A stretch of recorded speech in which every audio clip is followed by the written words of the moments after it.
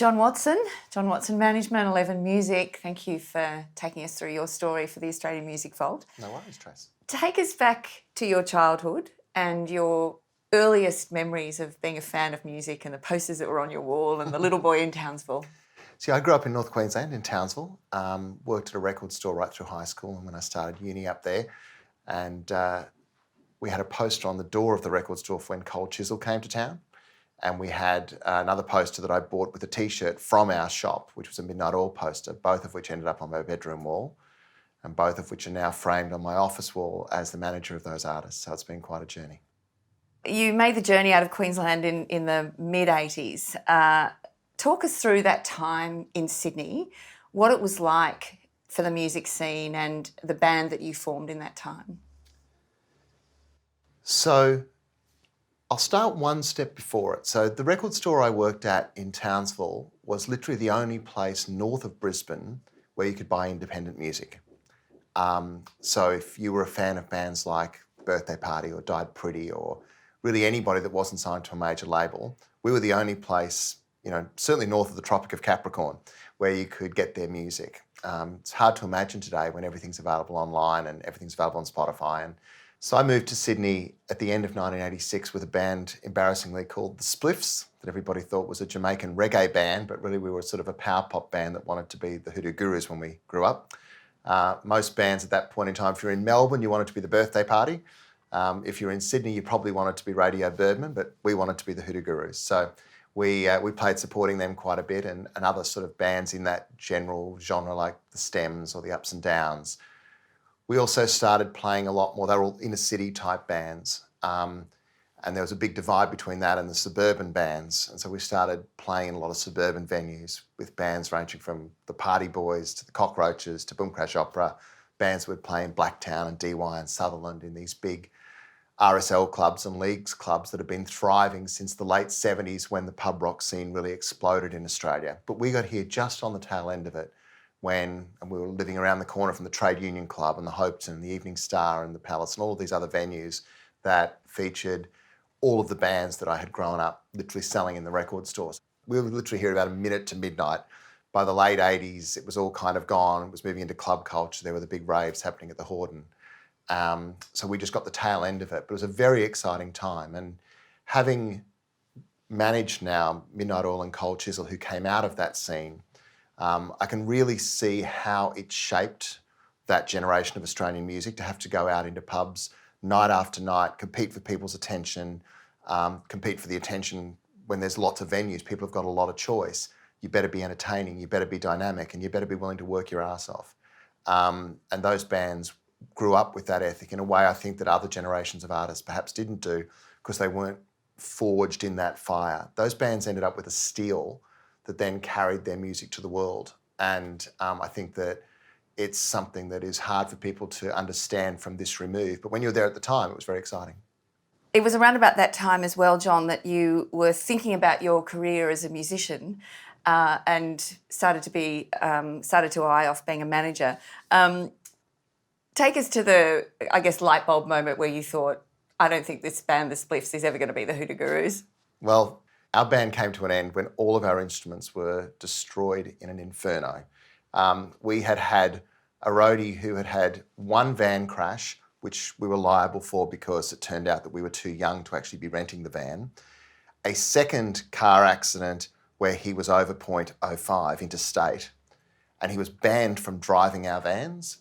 But nonetheless, on the way home from a gig in Newcastle, on a tour that we had put together to pay for the other two van incidents, the van rolled, it caught fire, thankfully he got out, but all our gear was incinerated and it was uninsured. So we took that as a sign from God to just stop making that racket. He'd had 2 goes to do it in a nice way, and so he then just burnt the instruments, and that really did shut us up. So I had to look for other things to do, and I worked as a freelance music journalist for Ram magazine and Rolling Stone and other magazines. And I managed an indie band or two, did a bit of indie PR. And this was sort of through 1989, 1990. A very exciting time for the rise of alternative music in Australia and around the world. All of these artists who had previously been underground artists on the wrong side of the tracks, they're never going to have a hit. All of a sudden, the culture was shifting and the two worlds were colliding. The alternative music started to come towards the mainstream, ultimately personified by Nirvana. But in Australia, Rat Cat happened earlier than that, and they were the first one of the bands from the inner city to all of a sudden be embraced in the suburbs without having to really change what they were doing. And record companies started to see the commercial opportunities in this. Red Eye Records brought the Cruel Sea to the mainstream, and all of a sudden every record company needed to find an indie kid who could help them find their Nirvana, their Rat Cat. So I got brought into Sony Music to do A&R, and that was my brief. So during the time that you were doing A&R at Sony, who did you push? Who did you put forward? So I was doing A&R at Sony from 1991 through 1995. In that time, Sony Music had a reputation for being sort of the big major. And while Midnight Oil was an extremely credible artist, most of Sony's artists were very mainstream. Darryl Braithwaite, Margaret Earlich, Noiseworks, the Black Sorrows, a lot of big successful artists, but not really sort of left of centre things. So I'd been brought in to try and add a left wing, if you like, musically to the company. And we tried to sign UMI and failed. We tried to sign the Underground Lovers and failed. We tried to sign Powderfinger and failed. And we did manage to sign Died Pretty, which was great. But for that new guard of Australian music, we were largely missing out. And there were a number of reasons for that. And so in response to those failures, Sony decided to start up a new label in a separate building that had its own identity. And I was asked to help find somebody to come in and run that label. So I called my friend John O'Donnell, with whom I'd worked at Rolling Stone, and he came in to run the Murmur label. On his second day at work, we got a phone call from somebody at Triple J, and they told us there'd been this great band of kids that were in the studio recording a song that was part of their prize for winning a demo competition that the SBS TV show Nomad had run. And they sent us over the song. It was tomorrow. The band was then called Innocent Criminals. They would become known as Silverchair. And John and I set about trying to sign the band in what became a very competitive situation between them and Mushroom. They became the second signing but first release on the new Murmur label, set that label off with quite a bang, and that label would go on to do a lot of great things for Australian music after I had left Sony with John's work, Something for Kate, Jebediah in particular. So yeah, that was that particular chapter. Take us to that time, John, and describe, I guess, the impact of that band, Silverchair, and your role in kind of kickstarting their career, both within Sony but also as their manager. My role with Silverchair was that I was kind of quasi-managing the band from within the company. Everybody involved played a role. The band's mothers, their lawyer, their agent, John O'Donnell and myself all kind of shared the management role. But given that I was also responsible for international marketing, which is the process of getting Australian music released by overseas affiliates and supported with marketing and promotion, I could have a meeting with myself about Silverchair and say, should we send the band to Europe to do a couple of shows? Yes, we should. And that worked out great for all concerned. I think the thing people perhaps miss now about Silverchair is how many rules they broke. Describe, if you would, just the significance of Silverchair, and I guess the things that people don't really think about in terms of the trajectory of their career. A huge element was because they actually owned the first recording and they weren't in debt, which was part of the prize at Nomad. But just take us to, what it was about what the band wanted to do and their vision for what they wanted to do that was so significant and so groundbreaking at the time.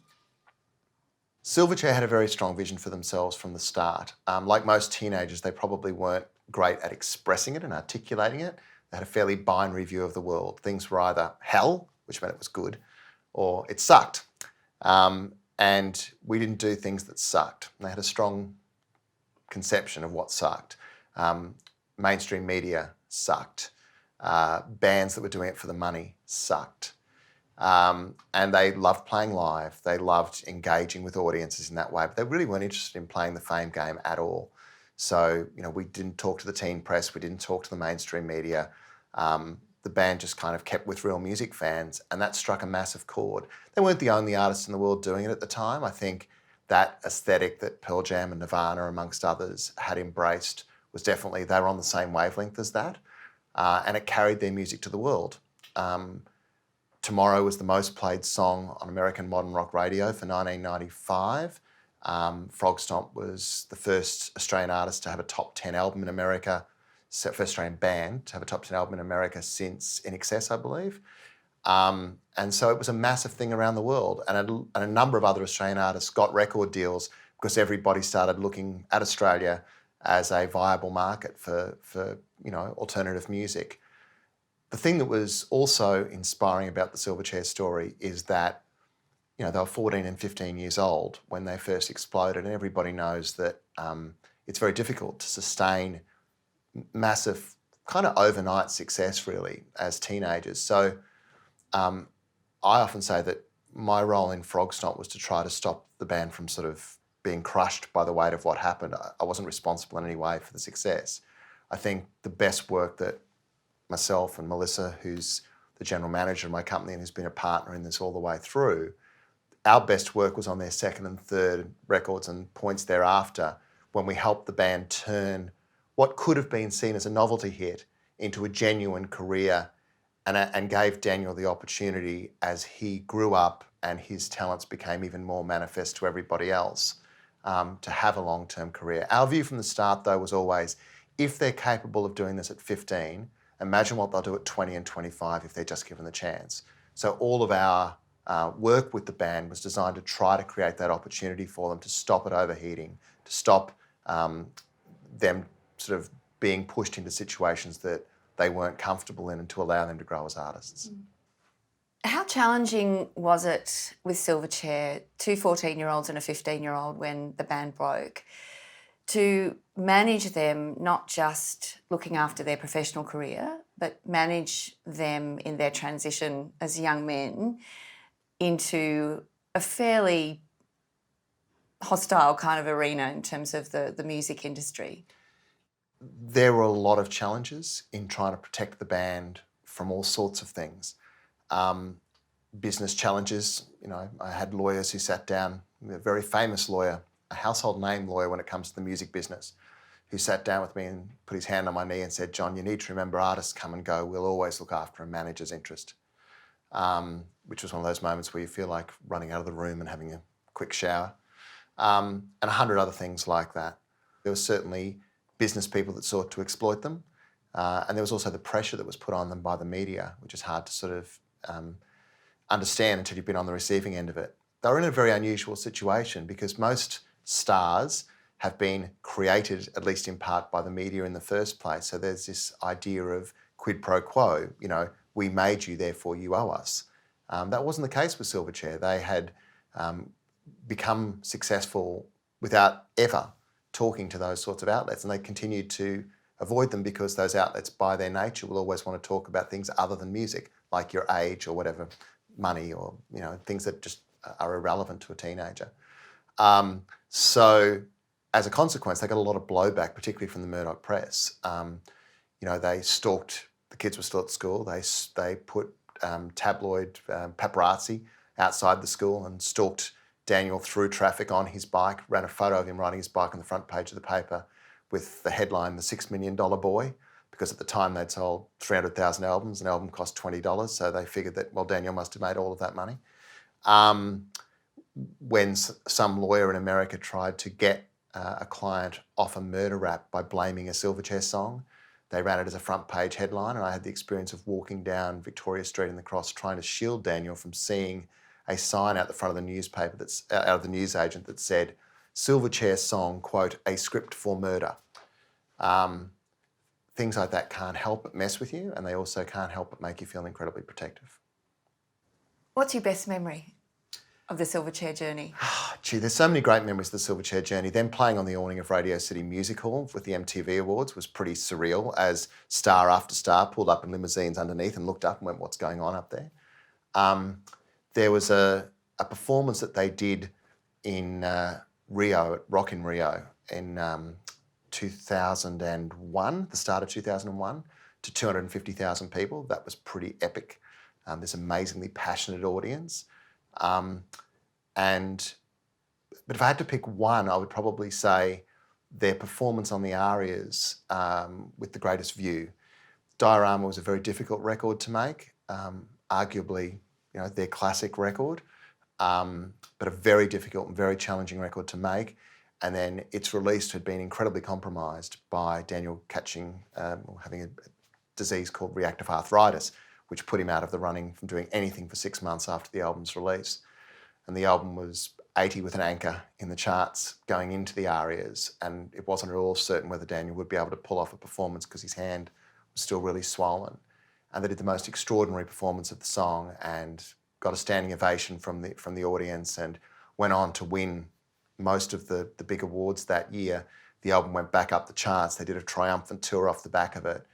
But it was, it was a massive, massive turnaround for them. And just having had that sort of near-death experience of thinking it was all going to be over, for them to come back in that way through playing live, which was always where they were in their element, seemed, still gives me chills now. Tell us about that incredible Daniel Johns jacket, the diorama jacket. Daniel always had a very strong sort of visual sense, and I think, unlike many Australian artists of his generation who wanted to sort of appear like one of the boys, Daniel was quite comfortable with the idea of looking like a star. He didn't want to be normal. He wanted to be something unusual, something heightened, something, fascinating. And he is that as a person.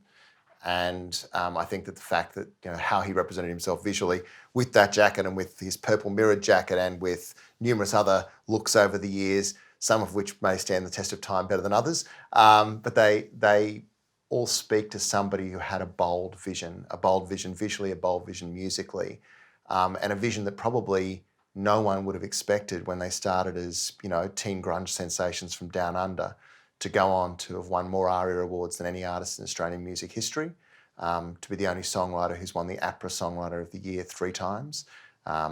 Actually, I tell a lie, Sia has now won it 3 times, so I take it back. But still, it's a pretty extraordinary achievement when you consider the usual sort of track record for teenage stars. And I'm not pretending that it hasn't taken a toll. But nonetheless, his achievements and the band's achievements are in the record books now. Let's go to the evolution of 11 and John Watson management. And after Silverchair, there was the signing of Paul Mac and Missy Higgins and others followed. So Silverchair released albums in 95, 97 and 99, which were their 3 contractual albums for Sony. And we had signed Paul Mac as our second management client during that period. Around 1999, 2000, Paul had an album that he was wanting to release, and we decided to start our own label to release it because it allowed us to do split deals, which meant that there would be a direct signing overseas that would give the person overseas who was signing the band an emotional and financial investment in their success, and thus give the band a better chance of getting marketing and promotional support in those markets. That doesn't happen when you sign a worldwide deal out of Australia and the overseas affiliates inherit your records for free. And we had the experience with Silverchair, and I had the experience at Sony of sometimes running into real frustrations because the overseas affiliates got the music for free, and any time in life that you get something for free, you tend to not value it. So we wanted to be able to sign things directly overseas. Having our own label was a device that allowed us to do that. So we still saw ourselves and see ourselves as a management company. Our label became a device to allow our artists to have better control and a better chance of international success, which was always a big driver for us. So Silverchair then signed to that label in 2000, and in 2002 we added Missy Higgins to the roster, another teenage artist. At the time, Missy was still just finishing her HSC, and not dissimilarly from Silverchair, had won a demo competition. On this occasion, though, Triple J Unearthed, which was sort of started off the back really of what had happened with Nomad and Silverchair. Missy at the time had this big success on Triple J Unearthed, and every record company was trying to sign her, and she kept saying, I don't want to make a record, I've only got 5 songs. My friend and I have been saving up to go backpacking around Europe for a year. And so we said to her, that sounds like a great idea. You should totally take your time. We've had the experience of teenage artists who've been perhaps thrust into the limelight before they were ready. You should make sure you're ready before you do it. So sign with us and we'll do nothing. We'll just stick the contract in a drawer and, help you out over the next couple of years and come back to us when you're ready. We believed in her talent that much. So that's what we did.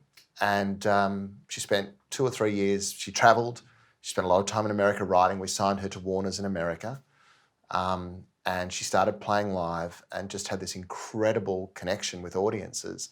Every time she sang, she had a little indie CD, she'd sell 60 or 100 copies of it. People just loved her. And so by the time we got to 2004, the leading up to the release of her first album, we had Scar as the first single. She toured nationally as the support act for the Waifs, then George, then the Waifs, then John Butler, then Pete Murray. And she had all of these tours. She played to all of these people. And Triple J was still supportive, and Scar debuted at #1. What was it about Missy? What did you believe in about Missy Higgins? So the first thing I heard by Missy Higgins was All for Believing, which was the song that had won Triple J Unearthed. And I was literally sitting in the car at the back of our terrace house, playing it while I waited for Melissa to come out for a meeting. Melissa is the general manager of our company and has been a partner all the way through. We were a minute into the song when she got into the car, and I said, if this girl is halfway sane, we're signing this artist. And she turns out to be 100% sane. But her voice, there was something about the way she wrapped her voice around her lyrics that was utterly compelling and singular. And the impact that she has when she plays live, the way that she can quieten a room like that, is a really unique gift. And it's part of what's allowed her to endure as an artist. Even when she disappeared for 5 years and came back, there's still thousands of people that will come and see her play because they know that there's something special, something that crackles in the air when she's on a stage. So we were very blessed to have her first 2 albums both be the biggest selling albums of their year in Australia. The Sound of White in 2004-05, and then On a Clear Night in 2007. And we had a gold single in America with Missy as well, which was a big deal for us because, as I say, we're very geared towards international success as a company. And we took a lot of pride in the fact that she did that the hard way. She did it through touring. She never really got a lot of radio support over there. She had a bit of film and TV support. But mainly it was just through playing live. And she ended up with a gold single for Where I Stood, which was great. The next really big international success for Eleven and John Watson Music was Wally DeBacker, best known as Gotye. What did you see in Gotye, and take us back to, I guess, the genesis of his success with you? We, as a company, we like to support artists who are unique, who have something really singular about them. And Gotye is a classic case of that. Wally is a truly unique individual. He's the brightest person you'll ever meet. He tortures himself in terms of his standards. He's the most DIY artist you will ever find. He has to do everything himself. And we were big fans of Like Drawing Blood, his breakthrough record, and with its classic song Heart's a Mess that we just played non-stop in the office. So when an opportunity came along to co-manage Gotye for his follow-up record and to have him on our label in Australia for that album, we leapt at it. And Somebody That I Used to Know, which was the lead single off that record, was one of the first songs to demonstrate, from Australia at least, to demonstrate the incredible viral potential of the internet. The video for that song, within 24 hours of going online, it had millions of views. The word spread around the world like wildfire. It was fascinating watching the way that Somebody That I Used to Know rolled out around the world over 2011. And comparing that to how Tomorrow by Silverchair had rolled out in 1994, things that had taken 6 months to spread with Silverchair, nearly 20 years earlier, were taking 6 days to spread with Wally because the world had become so much smaller. And Somebody That I Used to Know went on to have 1 billion YouTube plays, won 3 Grammy Awards, saw him play Radio City Music Hall and numerous other sort of highlights. And it was an incredibly unlikely story because, this is probably the least commercially minded artist that I've ever met, and we kind of specialise in artists who aren't particularly commercially minded. But he was very much a guy that makes music for art, and this art song that he had made, with a very cheap video, had just struck this incredible chord around the world, and it gives you hope. It's a beautiful story that you can have success on your own terms, and that's very much what has happened with Gotye. He has blazed his own trail and made everybody else come and walk on it. Give me a line about why the company's called 11 Music. Our company's called 11, a music company, partly as a Spinal Tap joke. This one goes to 11. But it's also sort of meant to reflect on the idea that we sort of go the extra mile, that we do the extra things for our artists. We're not, by international standards, a big management company. We've always had a fairly contained roster. By Australian standards, we're a big company. Of course, we represent big artists, but we don't have a lot of artists by the standards of these things. So we tend to try to do a few things well. And that's partly a philosophical choice and partly just because we're anally retentive control freaks. So it allows us to kind of really get deep into the detail like we like. As a boy, you talked about having a Cold Chisel poster on your wall and in the record store that you worked in. How did you become involved with Cold Chisel as their manager? I co-managed Cold Chisel with John O'Donnell, who I had signed Silverchair with at Sony. It's a very small business. John and I had... John at the time was no longer working at a record company. He was out on his own. And John was at a barbecue, a school function, in fact, on the North Shore, when a person told him that Rod Willis, who had been Cold Chisel's manager throughout their career, was no longer going to be managing the band. This was in 2009. John called me because it was just a bit of industry gossip. Rod had been managing them forever, 30 plus years. And he said to me, sort of half jokingly, "Oh, we should manage them together." I went, "Yeah, that'd be great." And then about a week later, I got a phone call from Don Walker saying, "Would you like to have lunch?" I called John. I said, "I might be getting an audition." And then 2 days later, John called me and said, "I got a phone call too." And so we said, we really should do this together. So Don had lunch with both of us, I think kind of perhaps intending to play us off against each other a touch or, see which one he wanted. And we both said, well, we'd like to do it with each other. And it's worked out fantastically. I'd always been a Cold Chisel fan, as somebody who did his HSC in 1983, the year of The Last Stand. They were the band of my high school years. Midnight Oil became the band of my uni years that started thereafter. And so Cold Chisel were not an artist, though, that I'd really got to ever experience myself at the time. In fact, I saw them play for only 45 seconds in their heyday. They only played Townsville twice when I was a kid. First time I was out of town, I was at the State Swimming Championships. And the second time was the night of my high school formal. And I had badly wanted to go. My high school speech night, not the formal, the speech night. And my mother insisted I go to the speech night. And our deal was that I would leave as soon as it finished and she would drive me to the venue, which she did. And I went running in, waving my copy of Circus Animals that I wanted to get autographed. And the band were just in the very final throes of the show. Jimmy was charging back down a hill. They were doing Goodbye Astrid. The house lights were up. The audience was going nuts. Yeah, the last few seconds, "Goodbye, my love. I won't be coming back again." Bang, boom, thank you, good night. And I saw them play for 45 seconds. So I'd always wanted to see them play. So when we got the opportunity to manage them, it was a great opportunity to finally make up for lost time. So we came on board in 2009. They were already going to be doing the Homebush V8s event, which drew 50,000 people. It was an extraordinary show. We didn't set that up. They already had that set up. We then started working on a longer plan to bring their music into the digital age. It wasn't available on iTunes at the time. There was a lot that needed to be done with their catalogue and so forth. So we put a plan together and we had all put a big ring around 2011 as being the year that the band, they were going to make new music together. They'd release a new album. They would do a big tour and we would release all of this amazing archival footage that John in particular had found.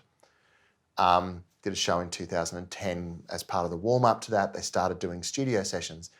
And then in January of 2011, Steve Presswich passed away very suddenly. And it was a tumultuous time for everybody concerned. For some months, it was uncertain whether the plans would continue.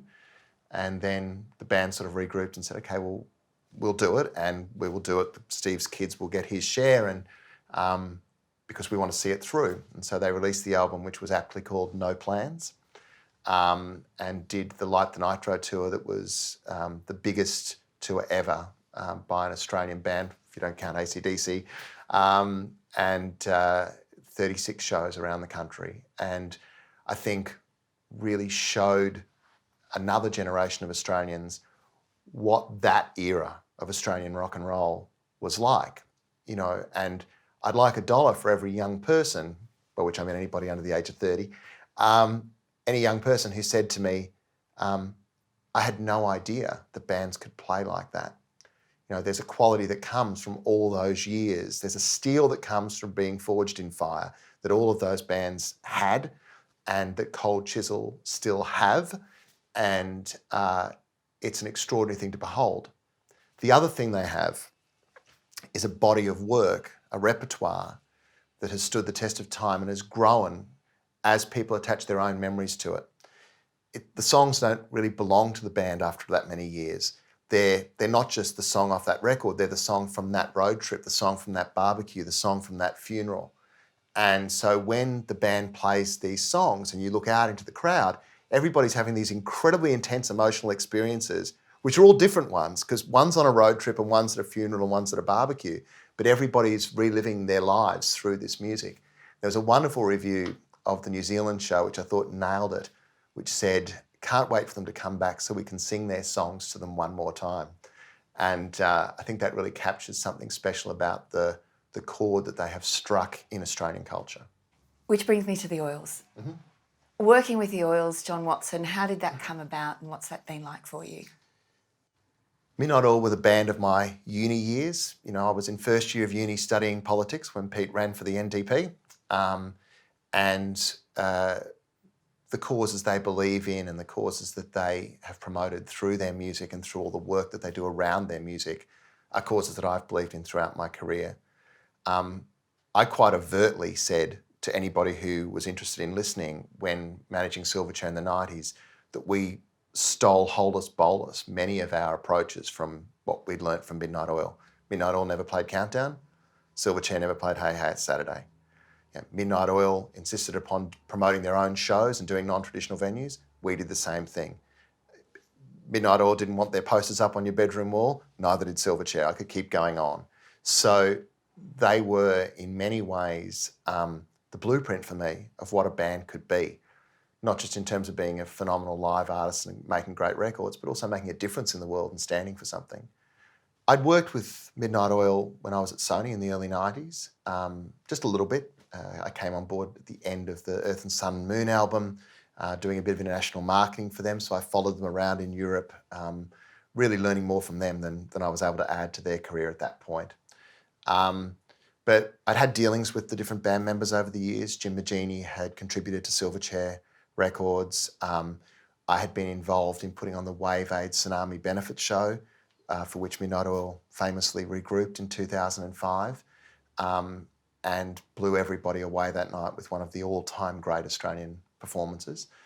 And so when Gary stood down in 2013 as their manager, and Pete was retiring from Parliament, I did think to myself, I'd love to have an opportunity here. But I never made a phone call.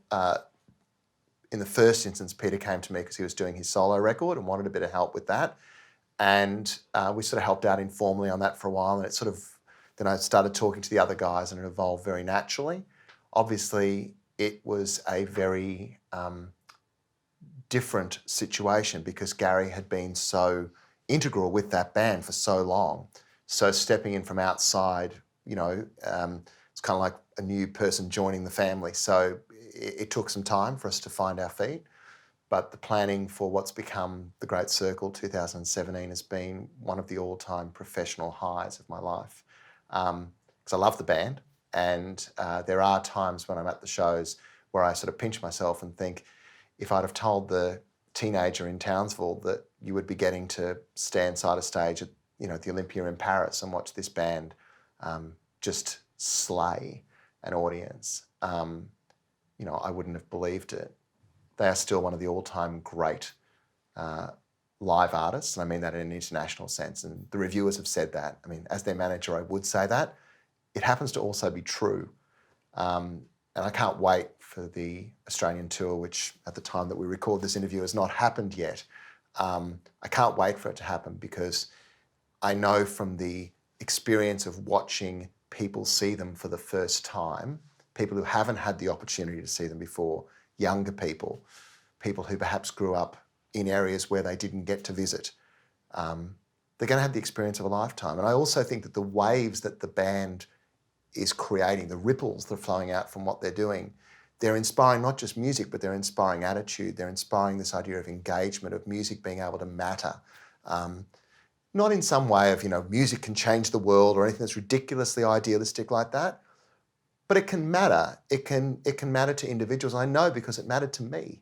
There were things that they talked about in their songs that I heard for the first time in their songs. I grew up in Bjelke-Petersen era, Queensland. There wasn't a lot of media diversity going on.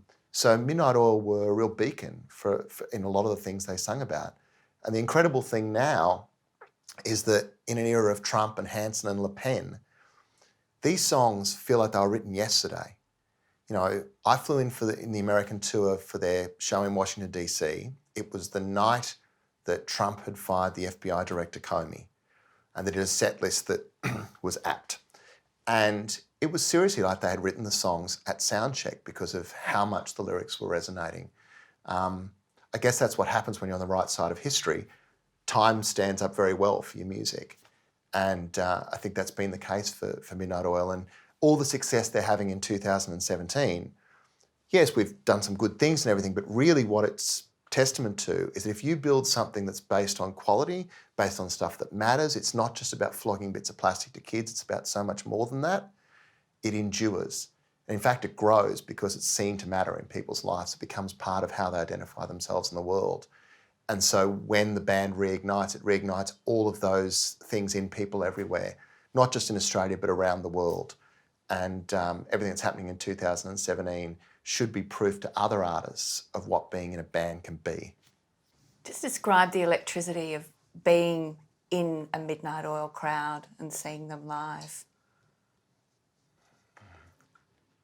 Well, I was never a particularly good music journalist, Tracy, so you might have sort of got me past my area of capacity here. The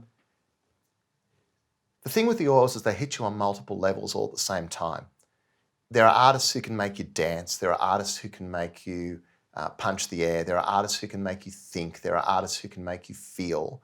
They do all of those things, sometimes at the same time within the same song. And that's a very rare thing. There are very few artists who I can think can tick every one of those boxes. And it comes from lots of things, but one of the things it comes from is it's a band that represents a diversity of views. There are a diversity of capacities. It's not sort of one person's band. It's very much a collective. And so the whole is greater than the sum of its parts. And I think you hear that in the music. There's a density, a complexity, a nuancing, a layering of what they're about that when you're seeing them live is all there. And then on top of that, you've got Rob's drums that are, I don't possess the vocabulary to describe whatever it is that Rob Hurst is doing on stage, but if you haven't seen it, you should. You've got that dual guitar attack thing, and then you've got Peter doing his thing. And combined, it's like standing in front of the engines of a 747, but with all of this other nuance and complexity. So that's the best I can do to describe what it's about. But I think like most of the best things in life, try and describe chocolate cake. Try and describe any great experience. Words don't do it justice. You have to be there. Tell us how the Wave Aid Tsunami Benefit came about. The Wave Aid Tsunami Benefit came about initially a conversation between Phil Stevens and myself. Phil manages John Butler and the Waves. At the time, I was managing Pete Murray, Missy Higgins, Silverchair. And so Phil called up and said we should put those artists together, that's 5 artists, to do a benefit show this was the day that after the tsunami had happened, and I said, well, we should reach out to Paul Patico, see if Powderfinger would be involved. We reached out to Paul. Paul said yes, so we had 6 artists. That was the nucleus. And then we started to think even bigger, and we started thinking, I wonder if we could get Midnight Oil back together. Made some phone calls, and that was able to happen. And then we brought Joe Segg and Mark Pope on board, who then brought Michael Chugg on board. And it sort of became the nucleus of the 6 of us that were putting that event together. They brought other artists to the field, like the Finn Brothers, Nick Cave, the Wrights played as well, which had members of Grinspoon and The Living End. I may be missing 1 or 2. But it was an extraordinary lineup at the SCG for an extraordinary cause, and raised a lot of great money. But it was also a wonderful coming together of the generations of artists. It was fantastic for the younger artists to see Midnight Oil when they had never seen them. I watched Midnight Oil perform that night with Daniel Johns, and he was just gobsmacked. And I remember him saying, I want that. How do you get that? I remember saying, well, the first thing you don't do is break up your band. But he was moved, like profoundly moved by it. I know a lot of other people were too. John Watson, what a great pleasure to talk to you about your extraordinary career. How lovely. No worries, thanks. Thanks, Trace.